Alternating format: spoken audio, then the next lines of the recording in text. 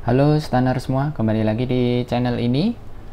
Kita teruskan pembahasan kita di materi manajemen keuangan tentang corporate risk management atau manajemen risiko dari perusahaan. Nah, sebelum kita masuk ke detail dari corporate risk management, kita kita hubungkan dulu dengan materi pekan sebelumnya, di mana kita membahas financial forecasting and planning, di mana kita menghitung discretionary financing needs. Nah, dari financial planning dan forecasting itu kan bisa berbeda dengan kenyataannya di lapangan. Nah, perbedaan antara yang direncanakan dengan yang terjadi di lapangan itulah yang disebut dengan risiko. Oleh karena itu penting bagi kita untuk mengidentifikasi risiko, mengelola risiko, memitigasi risiko supaya perubahan dari planning ke kenyataan di lapangan itu tidak terlampau signifikan yang mempengaruhi perusahaan. Nah, begitu latar belakangnya. Nah, nanti di bagian corporate risk management ini kita akan bahas 3 pokok pembahasan ya. Yang pertama kita bahas tentang 5 langkah untuk melakukan corporate risk management, itu apa saja. Itu pokok yang pertama. Pokok yang kedua, bagaimana cara kita melakukan pengelolaan risiko, toolsnya apa saja. Terus kemudian yang ketiga kita akan masuk ke detail tentang, sebenarnya ini bagian dari mitigasi risiko juga sih, yaitu instrumen, option, dan swaps. Nah, itu yang akan kita bahas. Nah, kita ke yang pertama dulu, yaitu 5 langkah, 5 tahapan di dalam kita menyusun corporate risk management. Kita mulai dari yang pertama. Yang pertama adalah ini ya, mengidentifikasi dan memahami risiko dari perusahaan gitu ya, major risk, risiko utama dari bisnis perusahaan. Jadi kita di sini fokus kepada eksternal faktor di luar perusahaan kita yang menyebabkan volatilitas atau perubahan dalam cash flow perusahaan. Nah, itu ya, ini kata kuncinya adalah external factor. Apa contohnya? Nah, coba kita lihat contohnya di sini. Ada risiko permintaan. Nah, ini kan berarti tergantung dari faktor eksternal customer kita. Ada risiko komoditas. Risiko komoditas ini misalnya kita ambil contoh Garuda Indonesia misalnya gitu ya. Commodity risk ini berarti risiko ketika harga bahan bakar pesawat gitu ya, aftur itu naik. Itu kan tergantung dari komoditas minyak bumi ya. Nah, itu di sana ada commodity risk. Terus kemudian ada risiko country risk, risiko yang melekat kepada satu negara, ya situasi politik, ekonomi, sosial, budaya. Ini juga diperhitungkan dalam corporate risk management. Terus operational risk, risiko yang berasal dari operasional perusahaan, dan risiko yang berasal dari nilai tukar. Nah, kalau kita menggunakan contoh misalnya Garuda Indonesia, maka identifikasi kita terhadap risiko yang major gitu ya, risiko utama yang berpengaruh ke kinerja keuangan atau cash flow dari Garuda Indonesia, kita identifikasi misalnya satu, bahan bakar, karena kan pesawat pasti butuh aftur yang sangat besar, atau expense-nya itu ada di biaya bahan bakar. Terus kemudian risiko nilai tukar, karena pendapatan kalau penerbangan ke luar negeri itu kan berbeda ininya ya, berbeda mata uangnya gitu. Misalnya Jakarta ke Amsterdam beli tiketnya kan rupiah misalnya di Jakarta, kemudian pengeluarannya nanti di euro misalnya setelah sampai Amsterdam. Nah itu kan ada mismatch di risiko nilai tukar, dan ini kalau perusahaan yang global seperti Garuda gitu ya, yang punya banyak penerbangan ke baik di dalam negeri maupun ke luar negeri, tentu risiko nilai tukar itu menjadi sesuatu yang harus di manage. Terus kemudian operational and maintenance, ya namanya juga industri yang highly regulated gitu ya istilahnya kalau penerbangan itu, jadi sangat diatur, sangat-sangat rinci, sangat-sangat rigid karena menyangkut keselamatan penumpang. Maka kegiatan operational and maintenance dari sebuah maskapai itu tentu akan sangat diperhatikan. Nah, gitu. Terus kemudian government policy. Ya, ini karena memang itu tadi, semua aturan di dunia penerbangan itu ditetapkan secara rigid, secara rinci oleh pemerintah. Maka ketika ada perubahan sedikit saja di government policy, itu akan mempunyai dampak ke maskapai. Nah, itu langkah pertama. Jadi identifikasi sekali lagi ya, dan pahami major risk dari perusahaan, risiko utama dari perusahaan. Terus kemudian yang kedua, dari major risk yang sudah diidentifikasi dan dipahami, tentukan, putuskan mana risiko yang di keep sendiri oleh perusahaan. Di keep itu maksudnya dikelola oleh internal perusahaan, dan risiko mana yang ditransfer ke eksternal, ke pihak ketiga gitu ya. Ditransfer ini artinya dengan imbalan tertentu ya, asuransi gitu-gitu kan, ditransfer tuh resikonya ke perusahaan asuransi, tetapi harus membayar premi. Nah itu di sini kita tentukan mana yang harus dihandle oleh internal perusahaan sendiri, mana yang kemudian di transfer ke pihak ketiga. Nah misalnya kita pakai contoh Garuda Indonesia lagi nih, yang di keep itu misalnya operational and maintenance, karena Garuda kan punya anak perusahaan, Garuda Maintenance Facilities GMF. Nah itu satu bengkel pesawat gitu, satu tempat perawatan mesin pesawat, punya Garuda, punya anak perusahaan Garuda GMF tadi ya. Nah itu kemudian karena core-nya ada, kemampuannya ada, kapabilitasnya ada, kemudian resiko operational and maintenance ini dikelola sendiri oleh perusahaan. Nah itu yang dipertimbangkan, apakah lebih efisien untuk dihandle sendiri atau tidak.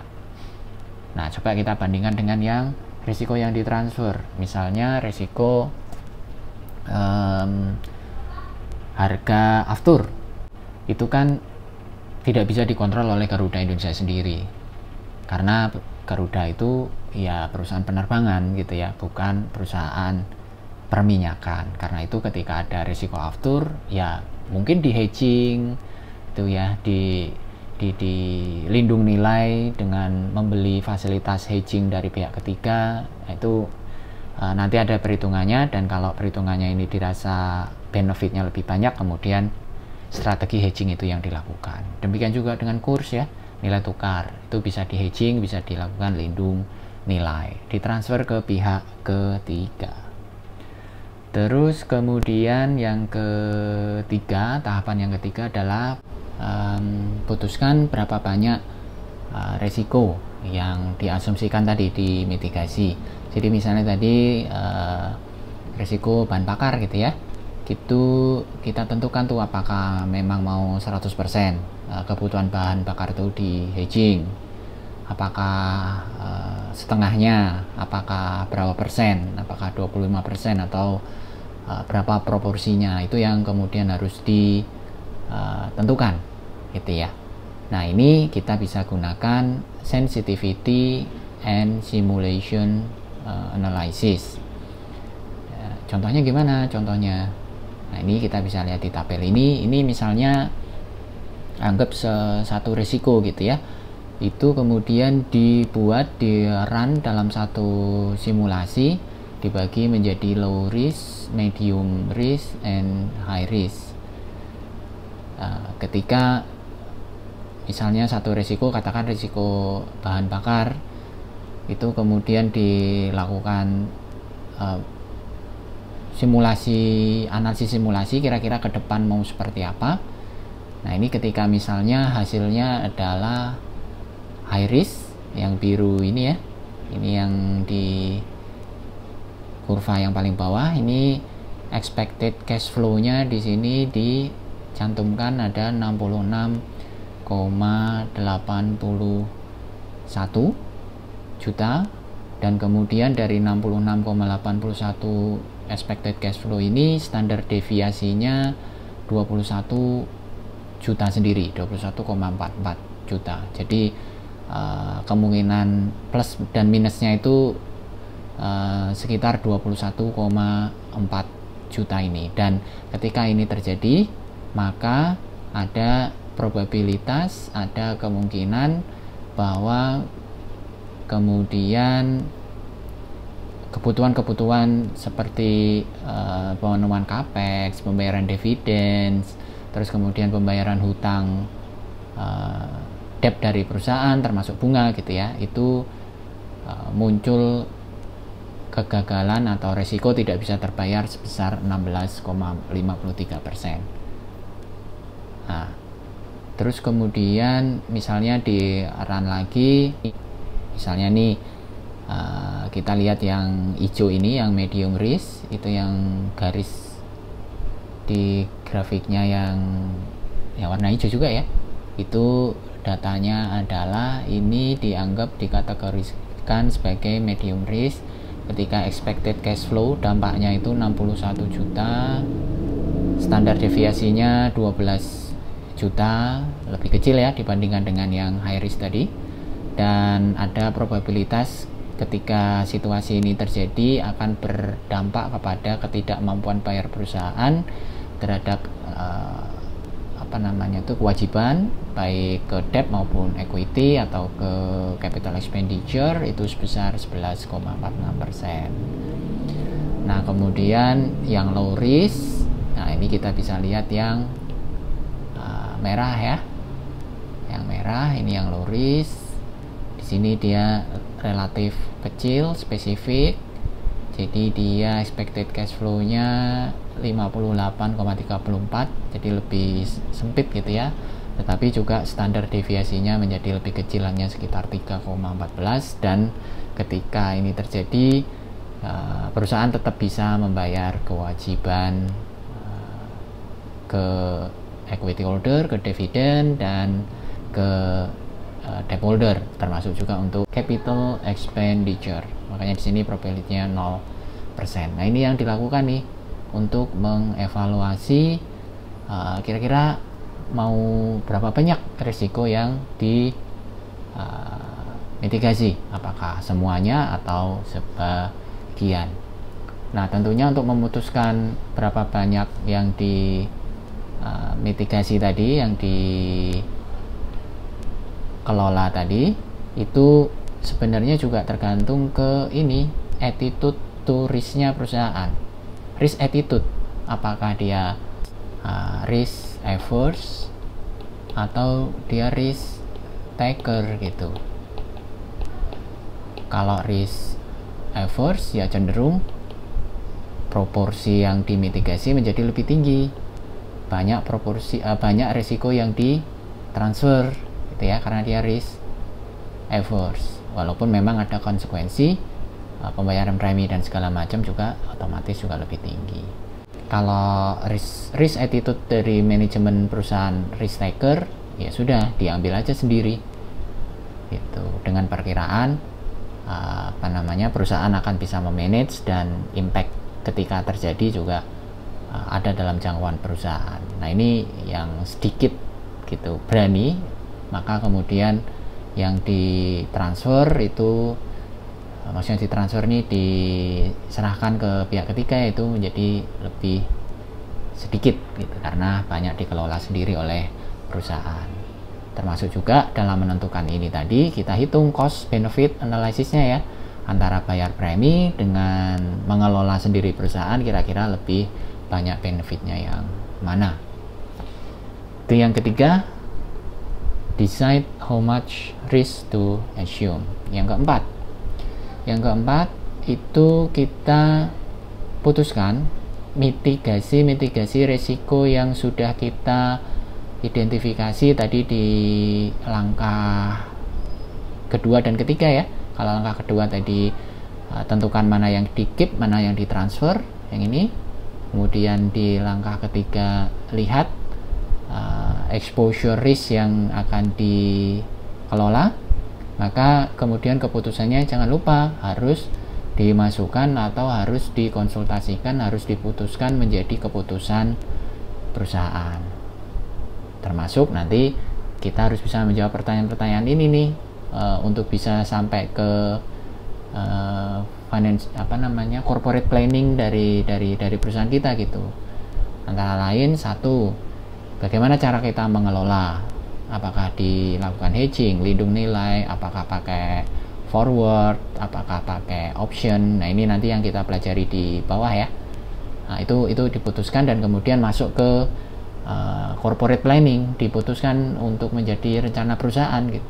Jadi bukan hanya wacana saja, bukan hanya analisis saja, tapi kemudian jadikan strategi perusahaan. Terus kemudian setelah itu yang kelima tentu dimonitor, dikelola resikonya sehingga benar-benar efektif, benar-benar termitigasi. Itu. Nah, ini dilakukannya day to day juga ya di perusahaan ya, tidak sesekali saja gitu, tetapi secara terus-menerus, secara kontinu, konsisten, tergantung dari risk profile, apakah tadi high risk atau medium risk atau low risk. Nah, demikian 5 tahapan kita melakukan corporate risk management. Kalau ada pertanyaan tentang tahapan ini atau juga konsep corporate risk management, silahkan post di kolom komentar di bawah. Terima kasih.